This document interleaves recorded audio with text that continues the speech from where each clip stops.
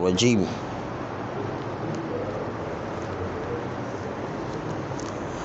بسم اللہ الرحمن الرحیم وبہ نستعین وہو خیر معین۔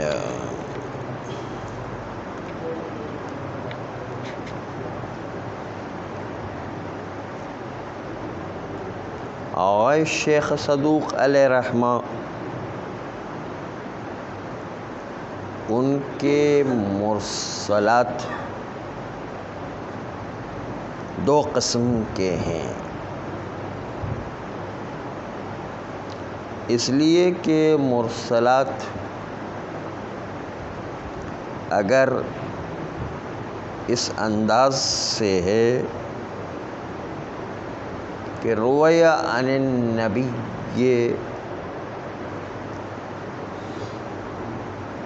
وقال فلان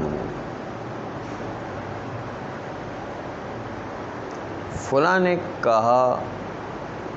اور پیغمبر سے روایت کیا گیا ہے،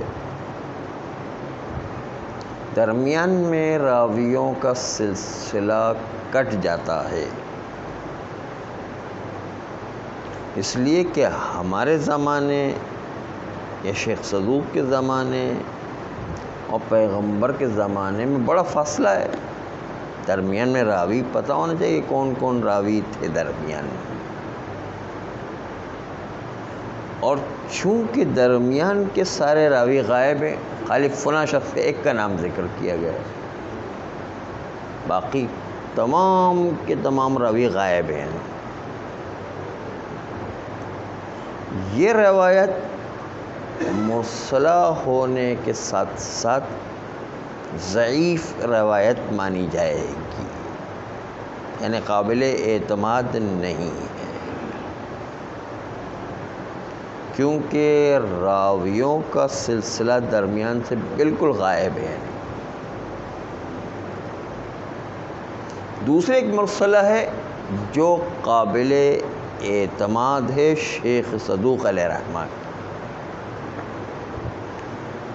وہ کس عنوان سے قابل اعتماد ہو اس پر ذرا غور کرنا ہے، اور وہ شیخ صدوق علیہ رحمہ یوں فرماتے ہیں، قال النبی صلی اللہ علیہ وآلہ، شیخ صدوق فرماتے ہیں پیغمبر صلوات اللہ علیہ نے یہ فرمایا۔ یہ مرسلہ اس میں کسی راوی کا درمیان میں تذکرہ شیخ صدوق نے نہیں کیا ہے۔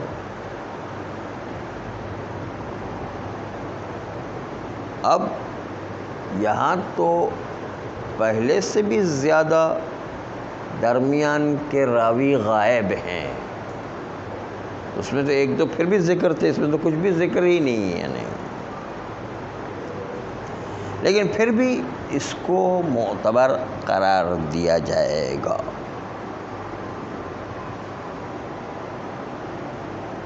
اس لیے کہ یہ بات تھوڑی ہم اپنے بھی معاشرے میں اپنے آپ میں دیکھتے ہیں، اس لیے اس کی ایک عرفی مثال آپ ملاحظہ فرمائیں گے تو آپ ملاحظہ کریں گے کہ اس میں واسطے غائب ہونے کے باوجود قابل اعتبار بات ہے۔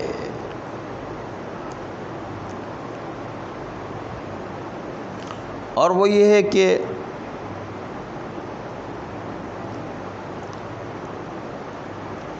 عام طور پر یہ ہوتا ہے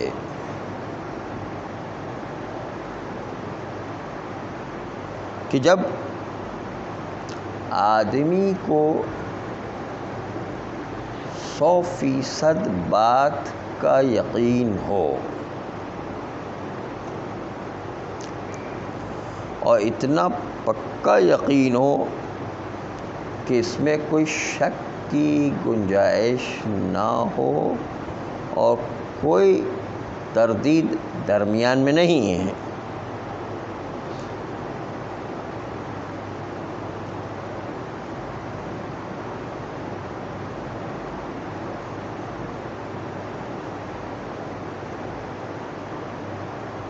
مثلاً اس طرح کے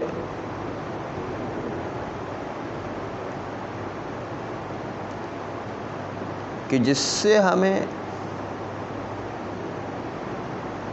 100% یقین ہے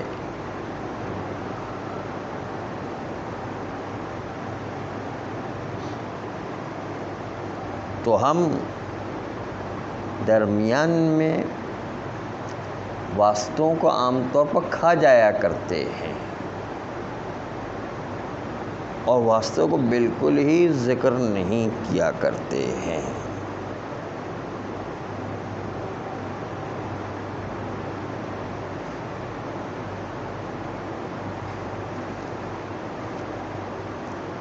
اصلاً تردید نہیں ہے اس میں کہ یہ بات بالکل پکی امام علیہ السلام سے یا رسول اللہ سے ہے۔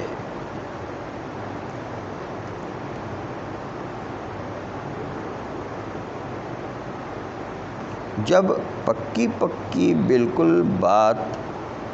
اپنے نزدیک ہوتی ہے تو سارے کے سارے واسطے ختم کر دیے جاتے ہیں۔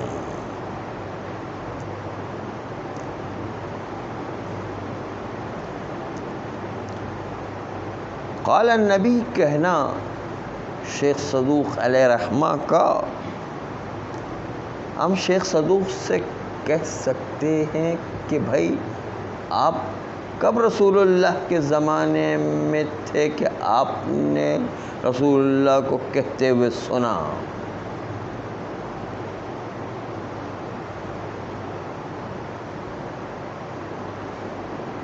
تو شیخ صدوق جواب میں کہیں گے اس کے بعد کہ وہ روایت پیغمبر اور ائمہ کے نقل کرنے میں اتنی احتیاط کرتے ہیں کہ ذرہ برابر نقطے کا برابر تبدیلی نہ ہو جائے، اس لیے کہ وہ مقام نسبت ولایت کو جانتے ہیں کہ ذرا بھی تبدیلی نہیں کرنا چاہتے، اہمیت کو بھی سمجھ رہے ہیں، اس کے باوجود قال رسول اللہ کہا، شدت احتیاط کے باوجود قال رسول اللہ کہا، تو پتہ چلتا ہے کہ شیخ صدوق کے ایمان و عدالت کے باوجود اور شدت احتیاط کے باوجود فاصلے کو مٹا دیا اور ختم کر دیا۔ اس کا مطلب شیخ صدوق کے نزدیک یہ واسطے اتنے قابل اعتبار تھے کہ ان کو ذکر کرنے کی ضرورت ہی نہیں تھی۔ کبھی کبھی اس طرح بھی ہمارے وہاں بھی اس طرح ہوتا ہے کہ ہمیں پورا یقین ہے کہ یہ بات ویسے ہی 100% صحیح ہے، تو اب واسطہ ذکر کرنے کی کیا ضرورت ہے؟ ایک مثال جو ہے عام عرف کی جو ہے آپ دیکھیں، کسی نے کہا کہ میں امریکہ گیا تھا، تو اب ہمیں اس نے جو بات نقل کی ہے اس کی بنیاد پر مجھے یہ کہنا چاہیے کہ فلاں صاحب نے کہا کہ میں امریکہ گیا تھا، اس کے بغیر میں درمیان میں واسطے کو ختم کر دیتا ہوں اور کہتا ہے امریکہ جیسا ملک موجود ہے، کیونکہ اتنا ہم امریکہ کے بارے میں سن چکے، حالانکہ دیکھا نہیں ہم نے، کبھی ہم نے سوچا بھی نہیں کہ وہاں جائیں گے، نہیں کبھی جو ہے یہ تصور میں بھی نہیں آتا ہے کہ وہاں سے گزر ہوگا ہمارا، لیکن اتنے لوگوں سے پہلے سن چکے ہیں کہ اب ہمیں یقین ہے کہ امریکہ تو ہے، تو ہم درمیان میں واسطے نہیں ذکر کریں گے اب، اس لیے کہ پہلے سے اتنا مسلم ہے کہ واسطوں کو ذکر کرنے کی کیا ضرورت ہے، پہلے سے اتنی بات مسلم ہو چکی ہے۔ تو کبھی کبھی اگر ہم واسطہ ذکر کریں تو لوگ کہیں گے فضول کی بات ذکر کی، یہ تو کس کو نہیں پتہ ہے، نہیں سب لوگ جانتے ہیں یہ باتیں۔ اگر ہم واسطہ ذکر کریں تو فصاحت و بلاغت کے خلاف اور عقل مندی کے خلاف ہو جائے گا واسطہ، کیونکہ کیا واسطوں کی ضرورت ہے، ہم سب کو پتہ ہے کہ امریکہ موجود ہے، مثلا کس کو نہیں پتہ ہے یعنی امریکہ موجود ہے؟ صبح شام اور بھی یہی ہے۔ ہاں مثلا اگر حاکم نے کہا آپ کی بات نقل کی، آپ نے حاکم کو کہا کل شہر تقسیم کرو، اب آگے حاکم نے ہمیں بتا دیا، اگر سب ہم طلبوں کے آبا نے کہا شہر تقسیم، حالانکہ حاکم سے نہیں سنا۔ شہریے کی بات اگر زیادہ یاد رہتی تو وہ یاد رکھے اب یہی ہوتا ہے، سب نہیں ہوتا، یقین ہے کہ آگے نے کہا ہوگا۔ ہاں، تو آپ کو امریکہ کی بات زیادہ یاد رہے گی یا شہریے کی بات زیادہ رہے گی؟ یہ تو صبح شام جی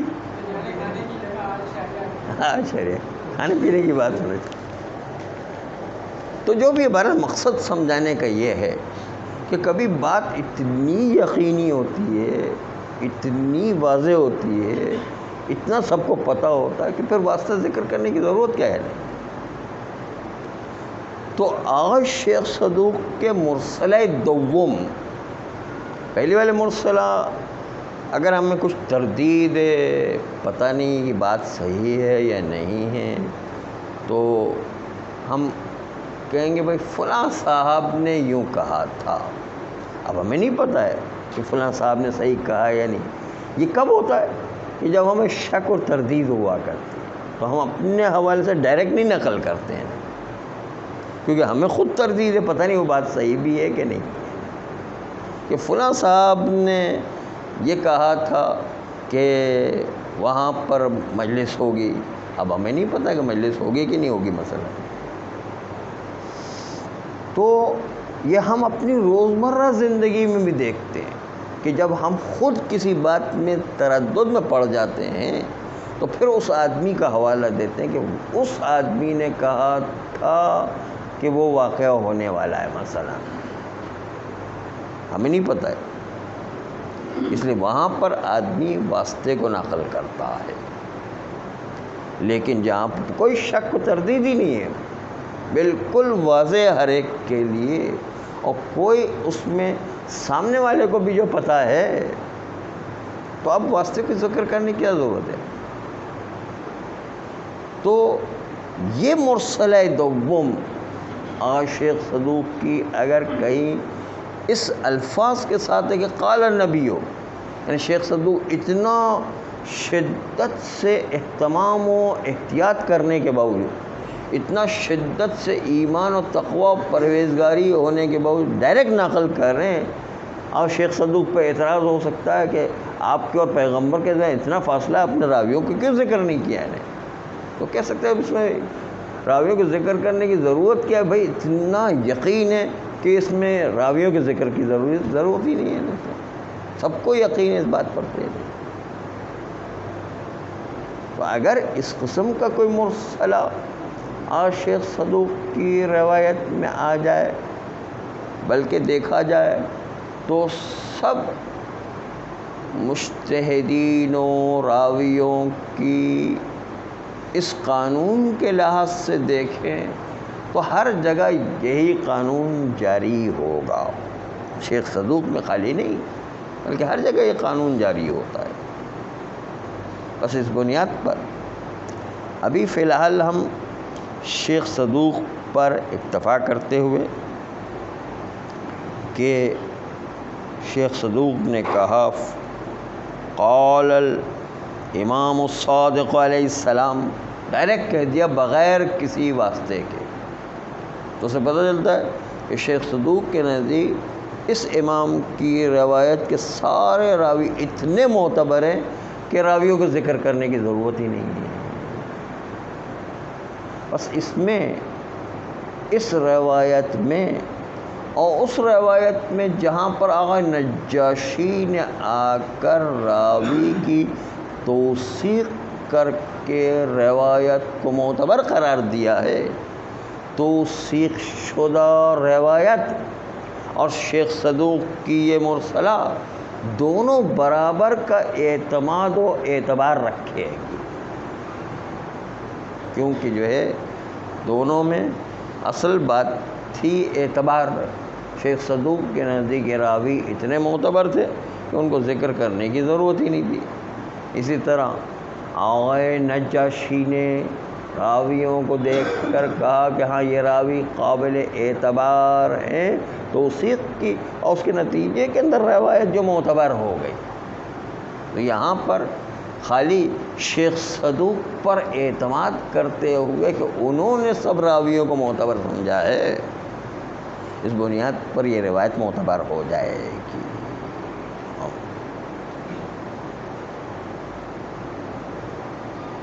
مطلب دوم جو ہے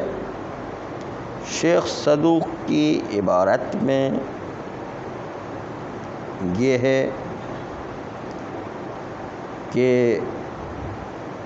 صاحب وسائل نے یہ کہا ہے کہ قال صاحب الوسائل قال الصدوق، صاحب وسائل کہتے ہیں کہ شیخ صدوق نے یہ کہا ہے، وقال الصدوق قال نبی صلی اللہ علیہ وسلم، اور شیخ صدوق نے کہا ہے کہ نبی اکرم صلی اللہ علیہ وسلم نے کہا ہے، الاسلام یزید و ینقص، اسلام کچھ چیزوں کو بڑھا بھی دیا کرتا ہے، کچھ چیزوں کو کم بھی کر دیا کرتا ہے، اضافہ بھی کرتا ہے اور نقص بھی کرتا ہے۔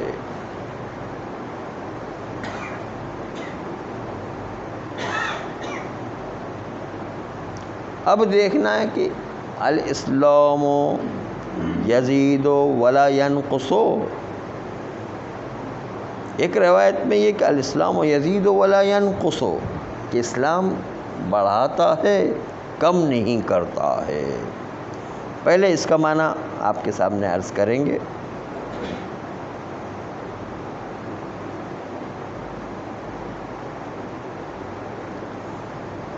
پھر کہا قال، شیخ صدوق نے کہا قال رسول اللہ صلی اللہ علیہ وسلم لا ضرر ولا ضرار فی الاسلام، کوئی ضرر و ضرار اسلام میں نہیں ہے۔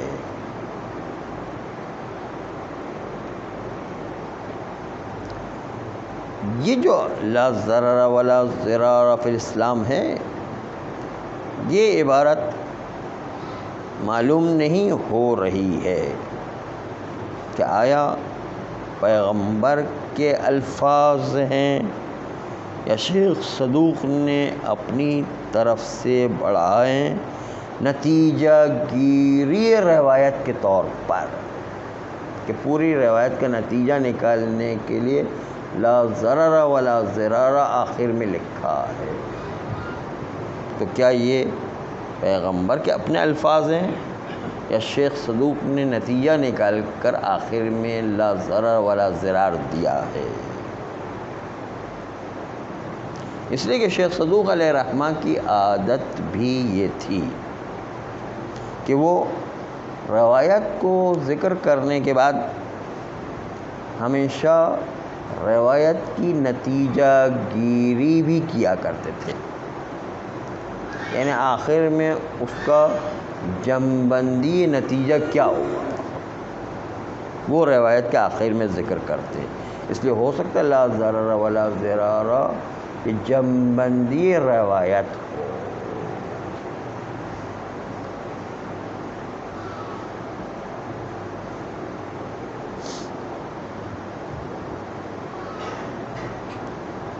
اگر رسول اکرم صلی اللہ علیہ وسلم سے یہ الفاظ موجود ہوں تو ضرور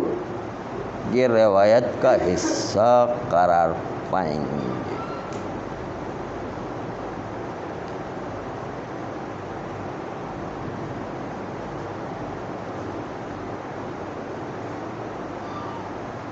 اور اگر شیخ صدوق کے الفاظ ہوں کہ جس کو انہوں نے کسی اور روایت میں استفادہ کیا ہو، یہاں پر بھی روایت کے آخر میں ذکر کر دیا ہو کہ الاسلام یزید ولا ینقص کے آخر میں لا ضرر ولا ضرار فی الاسلام کو اور روایت سے استفادہ کرتے ہوئے یہاں پر نتیجہ گیری کے طور پر لکھ دیا ہو، تو آئیے اس کی ذرا بررسی کریں۔ کہتے یہ روایت آغے شیخ صدوق علیہ رحمہ کی باب موانع ارث میں ہے، اور اسی مناسبت سے معنی روایت یہ ہے کہ یکی از موانع ارث کفر ہوا کرتا ہے۔ کفر یعنی اگر کوئی مسلمان مر جائے اور اس کا بچہ کافر ہو، کیا یہ بچہ کافر مسلمان کا ارث لے سکتا ہے یا نہیں؟ تو موانع ارث میں یہ بات آئی ہے کہ یکی از موانع کفر ہے کہ کافر ہونا خود سبب بنتا ہے کہ مسلمان سے وارث نہیں بن سکتا۔ مسلمان باپ تھا، بیٹا کافر ہو گیا ہے تو وارث نہیں بن سکتا ہے۔ اب برعکس اگر کوئی کافر مر جائے اور وارث مسلمان ہو، تو یہاں پر وہ جملہ آئے گا الاسلام یزید ولا ینقص، کہ مسلمان چونکہ کافر کا بیٹا مسلمان ہے تو اسلام بڑھانے کا کام کرتا ہے، ولا ینقص کم کرنے کا کام نہیں کرتا ہے۔ یعنی کیا؟ مسلمان بیٹا کافر سے بڑھا کر کے ارث اس کو ملے گا، لیکن اس کے اندر اسلام کوئی کمی نہیں کرے، اسلام میں آ کے کمی نہیں ہوگی، اسلام میں آ کے بڑھے گا نہیں۔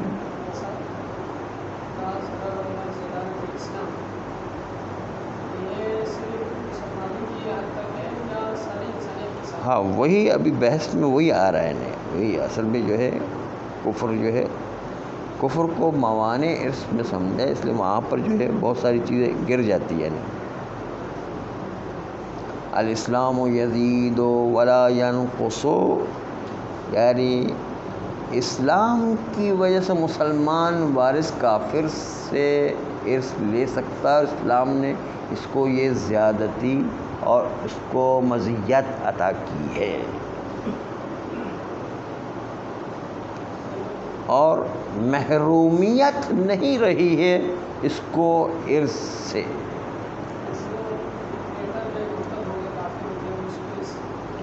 ہاں اس کو نہیں ملے گا۔ ہاں اس کی تو آخر میں لا ضرر ولا ضرار آیا، اسی میں آئے گا، ابھی جو بحث اس کی آئے گی نہیں، تو ابھی تو جو ہے درمیان روایت میں ہے۔ فرماتے کہ اسلام ہونا یہ ایک آدمی کو محروم نہیں کرتا ہے،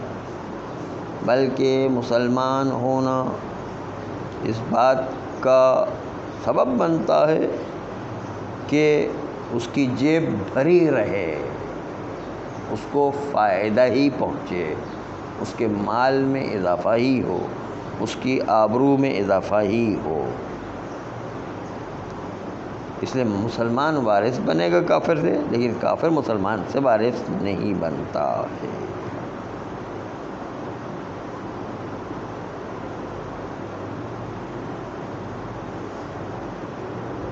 بس اس لیے میت اگر مسلمان ہو کافر وارث ہے تو کفر رکاوٹ ہے ارث کے حاصل کرنے میں، جبکہ اسلام رکاوٹ نہیں قرار دیتا ہے اور کافر سے بھی ارث کو لیتا ہے اور محروم نہیں کرتا ہے۔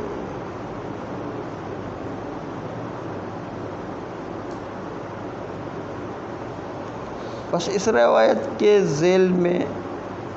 جب آپ دیکھیں گے کہ لا ضرر ولا ضرار آیا ہے تو اس سے ہم کیسے اس روایت میں استفادہ کریں گے، انشاءاللہ کل مزید گفتگو آئے گی۔ صلی اللہ علیہ وسلم۔